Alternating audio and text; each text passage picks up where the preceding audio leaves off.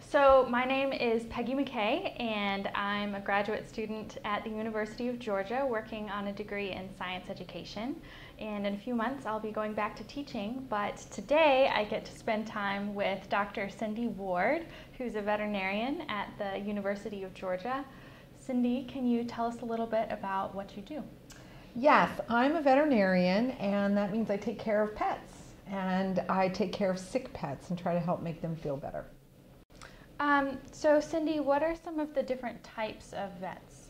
There are a lot of different veterinarians, and when you go into veterinary medicine, you can do a ton of different stuff. So we have people that work with large animals and like horses, small animals like I do, cats and dogs. We have people that work with zoo animals, so they work in the zoos. We have people that work with animals that provide nutrition for us, like cows and pigs and chickens. And we have people that actually spend all their time, veterinarians who spend all their time doing research. And they research into diseases that affect animals and people.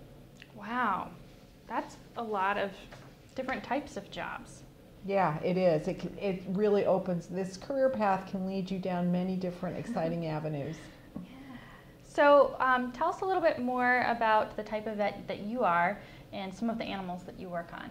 So I take care of cats and dogs. So I'm considered a small animal veterinarian. And these are all pet animals. So you would bring your pet cat or your pet dog in to see me. One of the options you have as a veterinarian is to specialize, and I've done that. So I've specialized in internal medicine, and I've even sort of more specialized in that I like diseases of hormones or endocrinology. So I have even subspecialized into that. But I like seeing everybody's pet cats and dogs and trying to make them feel better. Nice. So how and why did you become a vet? I became a veterinarian because I love animals, and I also love medicine. I love the way that you have to think and sort of put together a puzzle when you're trying to figure out why dogs and cats get sick. Can you talk a little bit more about that, about putting together the puzzle? What does that look like in veterinary So, medicine? gosh, for a veterinarian, you know, our patients come in and they can't tell us what's wrong. And so we really have to be detectives when we try to figure out what's going on with sick patients. So I can't ask if their stomach hurts or their head hurts. And so we really have to get a lot of information from how the animal is standing or how the animal moves around.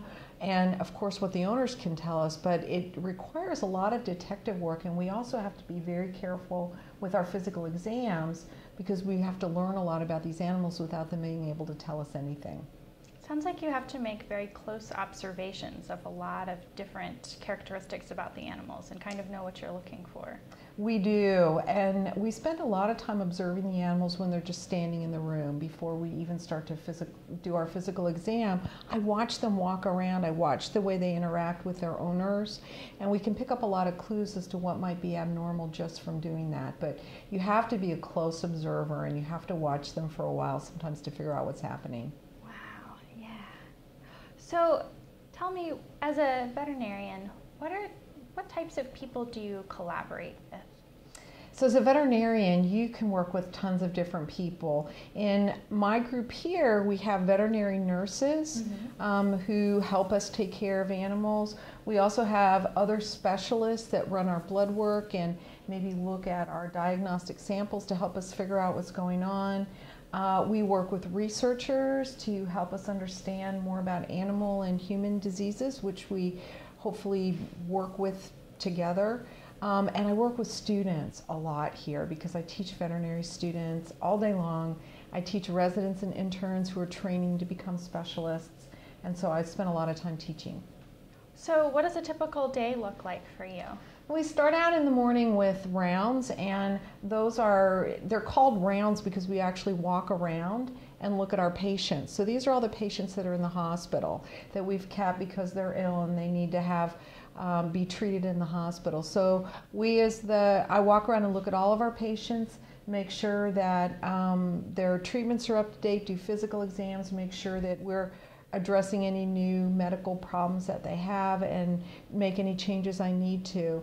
And then we see appointments, so we see people that bring their sick animals in to see us, and then either admit them to the hospital or design some tests so we can figure out what's going on with them. And then I spend, after our appointment schedule's done, we teach the students what's going on with the animals, and we also then go through all the cases in the hospital with the residents and the interns and the students and make sure our medical plans sound good. So can you tell us a little bit about what sort of the path is to become a veterinarian? I heard you mention students and then also residents. It sounds like there are several steps to becoming a veterinarian. There are a lot of steps. They're all fun. But you have to go through undergrad, so college, and then after college there's a veterinary school, which is a 4-year training program. After you finish veterinary school, if you successfully pass your exams, you can go and practice. And that would be what a general practitioner does. So this would be like the veterinarian that maybe is in your community that has a general practice and you take your pets to for vaccinations and regular checkups. And that is one career path that many people take. If you want to specialize, meaning that you want to get in-depth training in a certain area, then you have to get further training, and that would involve an internship, which is usually a year, and a residency program, which is usually 3 years.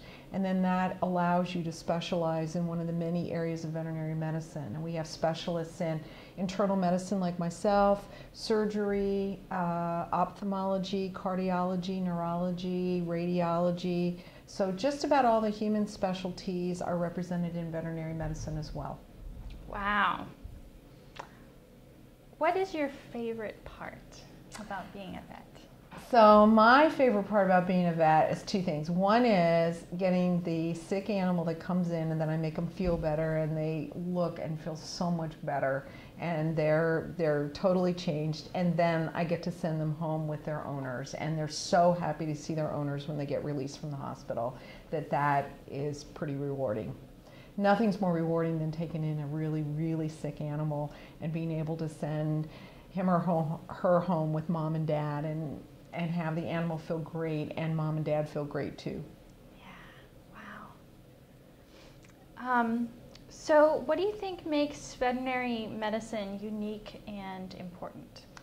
So as a veterinarian, I really have to look across, I have to take care of many different species of animals, which means that I have to really be able to compare like what a dog would do versus a cat would do and what maybe a horse would do. And veterinarians get very well trained in thinking about general concepts in medicine, which then lets us extend our knowledge to helping humans, helping human medicine, and also maybe in species that we've never seen before.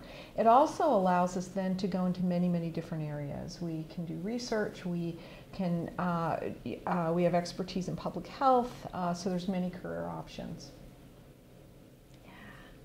So you've already talked about this a little bit, but could you tell us a little bit more about what you would do to figure out if a dog or cat is sick? So if we have a dog and cat that's sick, we then we watch them, and we really do spend a lot of time watching them because we can pick up little clues, and it would be things that you would learn over time, or because you're observing normal animals, we can pick up abnormalities about what their behavior looks like. So we spend some time looking at them, and then we do a physical exam, and depending on where we think the problems are, we may do radiographs or x-rays. We may decide that we're going to run blood work and do some blood tests to try to find out what might be going on with them. So it really starts with good observation skills of the animal's behavior and what they're doing, as well as finding out from mom and dad why they brought their pet in. And then designing testing because of that, from that. Okay. The largest animal we've had in the hospital that I know about is a Bengal tiger that came in to have radiographs done, and that was pretty exciting when that happened. The coolest animal I've ever gotten to work on was one of the beluga whales at the Georgia Aquarium. And again, we don't know a whole lot about beluga whales, but because I'm a veterinarian and I'm used to extending my medical knowledge between species, I was able to work out what I would anticipate would be going on with this whale. So it was quite exciting. That sounds exciting. Wow. What a great profession veterinary medicine is.